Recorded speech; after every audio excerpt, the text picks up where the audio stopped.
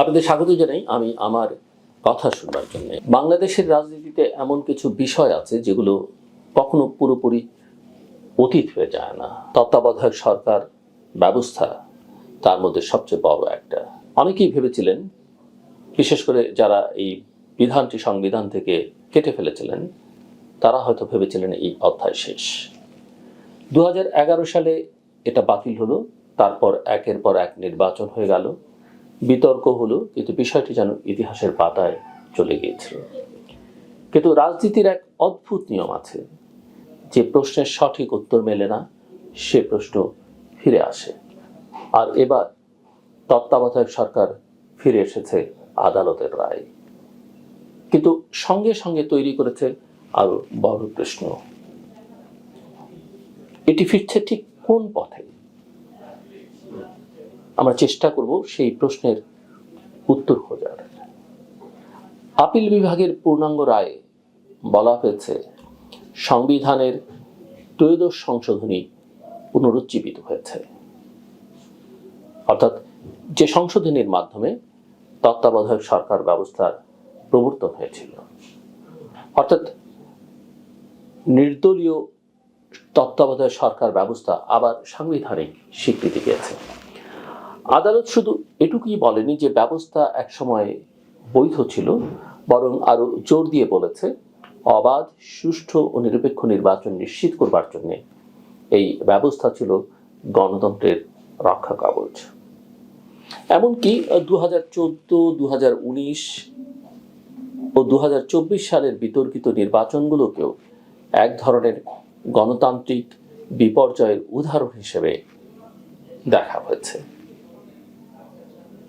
অর্থাৎ আদালত আসলে শুধু একটা পুরনো ব্যবস্থাকে ফিরিয়ে দেয়নি, বরং এক ধরনের রাজনৈতিক ও নৈতিক রায়ও দিয়েছে। সম্প্রতি এই রায়টি প্রকাশিত হয়েছে, পূর্ণাঙ্গ রায়, এবং রায়টি লিখেছেন সদ্য বিদায়ী প্রধান বিচারপতি ডক্টর সৈয়দ রেফাত আহমেদ। কিন্তু গল্পটা কিন্তু এখানেই শেষ নয়, বরং আসল জটিলতা শুরু হচ্ছে এখান থেকে, ভিন্ন ধরনের জটিলতা। কারণ আদালত বলেছে এই ব্যবস্থা স্বয়ংক্রিয়ভাবে পুনর্বহাল হবে ঠিকই, কিন্তু তা কার্যকর হবে আগামী চতুর্দশ সংসদ নির্বাচন থেকে। অর্থাৎ এখনই নেই, এখনই নয়, এবং এখনই আসলে কোনো সুযোগও নেই, কারণ ত্রয়োদশ জাতীয় সংসদ নির্বাচন হয়ে গেছে। পরের নির্বাচনটাই চতুর্দশ সংসদ নির্বাচন, আর তত্ত্বাবধায়ক সরকার ব্যবস্থা শুধুমাত্র জাতীয় নির্বাচনের জন্যই প্রযোজ্য। অর্থাৎ চতুর্দশ সংসদ নির্বাচন থেকে তা কার্যকর হবে। আবার একই সঙ্গে এমন কিছু সাংবিধানিক বাধাও আছে যেগুলো ঠিক না করলে এই ব্যবস্থা বাস্তবে চালু করা কঠিন।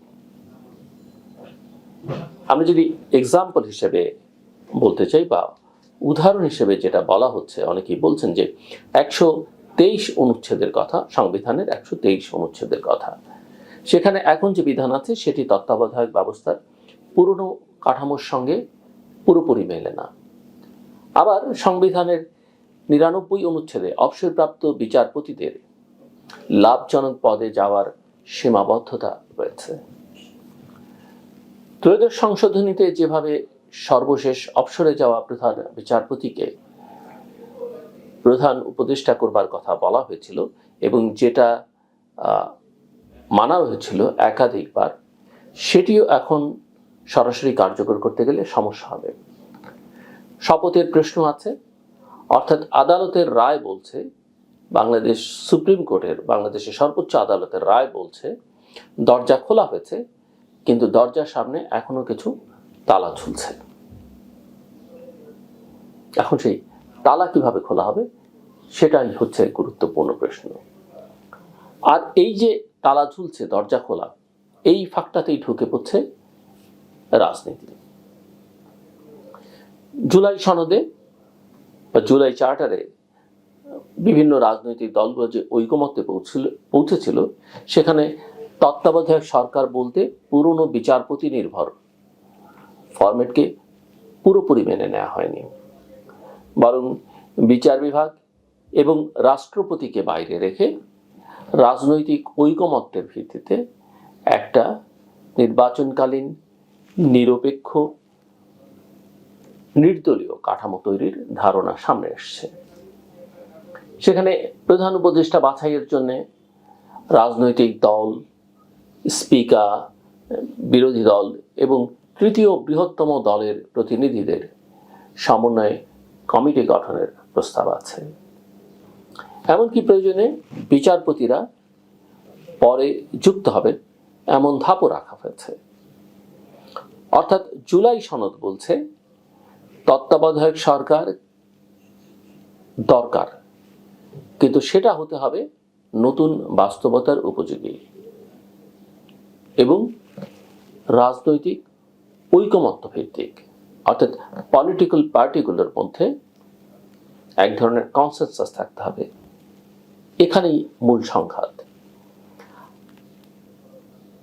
আদালত ফেরত ত্রয়োদশ সংশোধনের মডেল এক কথা বলছে, জুলাই সনদের মডেল আরেক কথা বলছে। আর সংসদে সরকার পক্ষ বলছে, আমরা গত যে দুটো দিন অধিবেশন বসলো তাতে যেটা দেখলাম, যে যারা বলছে যেটাই হবে সাংবিধানিকভাবে সংসদের মাধ্যমেই হতে হবে। এবং এই জায়গায় সরকারি দল বাংলাদেশের জাতীয়তাবাদী দল বিএনপির অবস্থানও গুরুত্বপূর্ণ। তারা বলছে সংবিধান সংস্কার পরিষদ গঠনের যে কথা বলা হচ্ছে সেটির সাংবিধানিক ভিত্তি এখনো স্পষ্ট নয়। অনেকে অবশ্য এটাও বলছেন, এবং আমি তাদের সঙ্গে একমত, যেটা একেবারেই স্পষ্ট যে সংবিধান সংস্কার পরিষদ গঠনের কোনো সুযোগ বাংলাদেশের এই সংবিধান অনুযায়ী এখন নেই। যাই হোক, আগের কথায় ফেরত যাই। রাষ্ট্রপতির আদেশ দিয়ে সংবিধান পরিবর্তনের পথ তারা বৈধ মনে করছে না, অর্থাৎ বিএনপি সেটা বৈধ মনে করছে না এবং অনেক এক্সপার্টও সেটা মনে করছে না। অর্থাৎ তারা সংবিধান সংস্কারের কথা একেবারে অস্বীকার করছে না, কিন্তু বলছে এটা সংসদীয় প্রক্রিয়ায় বিল আকারে সাংবিধানিক পদ্ধতিতে হতে হবে। অন্যদিকে জামায়াত ইসলামী নেতৃত্বাধীন বিরোধী জোট এই সংস্কার পরিষদ প্রশ্নটিকে রাজনৈতিকভাবে জীবিত রাখতে চাইছে। তারা এটিকে শুধু একটি কারিগরি বিষয় হিসেবে দেখছে না, বরং জুলাই গণ অভ্যুত্থানের চেতনার ধারাবাহিকতা হিসেবে তুলে ধরতে চাইছে। এবং ইতিমধ্যেই জামায়াত বলেছে যে তারা রাজপথের কর্মসূচিও ঘোষণা করবে, তারা এবং তাদের মিত্ররা মিলে। যাই হোক, এই জায়গাটিতে এই যে বিতর্কের যে জায়গাগুলো আমি তুলে ধরবার চেষ্টা করছি, এখানে এসে তত্ত্বাবধায়ক সরকার প্রশ্নটি আর কেবল আইনগত থাকে না, এটা হয়ে ওঠে এক ধরনের বৈধতার লড়াই। কে নির্বাচন পরিচালনা করবে এটি যেমন প্রশ্ন, তার চেয়েও বড় প্রশ্ন হলো মানুষ কাকে বিশ্বাস করবে। এই প্রশ্ন হচ্ছে $1,000,000 কোশ্চেন বাংলাদেশের মানুষের কাছে। বাংলাদেশের রাজনীতিতে তত্ত্বাবধায়ক সরকার কোনো বিমূর্ত তত্ত্ব নয়। এর জন্ম হয়েছিল একটা বাস্তব সংকটজনক মুহূর্ত থেকে। 1996 সালের ফেব্রুয়ারি মাসে একতরফা নির্বাচন, যেটা বিএনপি ক্ষমতায় থাকাকালে তারা করেছিল, বিরোধী আন্দোলন, অনাস্থা এবং পরিশেষে জাতীয় ঐকমত্য, এই পটভূমিতেই ত্রয়োদশ সংশোধনীটা আসে। 96 সালের নির্বাচন নিয়ে বিএনপির ভিন্ন ব্যাখ্যা আছে। তারা বলে যে তাদের কোনো উপায় ছিল না এবং তত্ত্বাবধায়ক সরকার ওই বিলটি সংসদে আনবার জন্যই তারা সেই নির্বাচনটা তখন করেছে এবং কার্যত তারা এক মাসই আসলে ক্ষমতায় থেকে নিজেরাই পদত্যাগ করেছিল, যদিও আন্দোলনের চাপটাও তাদের উপরে ছিল। যাই হোক, 96 পরের 3টা নির্বাচন সেই ব্যবস্থায় হয়। 96 সালে একটা নির্বাচন হয়, 2001-এ একটা নির্বাচন হয় এবং 2008-এ আরেকটা নির্বাচন হয়। তবে একথাও বলতে হবে যে 2008-এর যে নির্বাচন হয়েছে সেটা প্রকৃত অর্থে ওই তত্ত্বাবধায়ক সরকারের ব্যবস্থার নির্বাচন সেটা কিন্তু বলা যাবে না। সেটা একটা অন্তর্বর্তীকালীন ব্যবস্থা, সেনা সমর্থিত সরকারের অধীনে সেই নির্বাচনটা হয়। যাই হোক, ওই বিধানটি, তত্ত্বাবধায়ক সরকার বিধানটি 2011 সালে আওয়ামী লীগ সরকার সেটা বাতিল করে। কিন্তু মজার ব্যাপার হলো যে ব্যবস্থাকে একসময় অগণতান্ত্রিক বলা হয়েছিল, আজ একই ব্যবস্থাকে আদালত বলছে গণতন্ত্রের রক্ষা কবচ। হয়তো মনে মনে আওয়ামী লীগও সেটা চাইছে। এটা যেন বাংলাদেশের রাজনীতির যে নিয়মিত রাজনীতি আমরা দেখি, সেই রাজনীতির একটা প্রতিচ্ছবি। এখানে অনেক কিছুই কখনো স্থায়ী নয়, কিন্তু যেটা স্থায়ী সেটা হচ্ছে বাংলাদেশের মানুষের ভোটের আকাঙ্ক্ষা। এখন আরেকটি বিষয় সামনে এসছে, জামায়াতের উত্থান।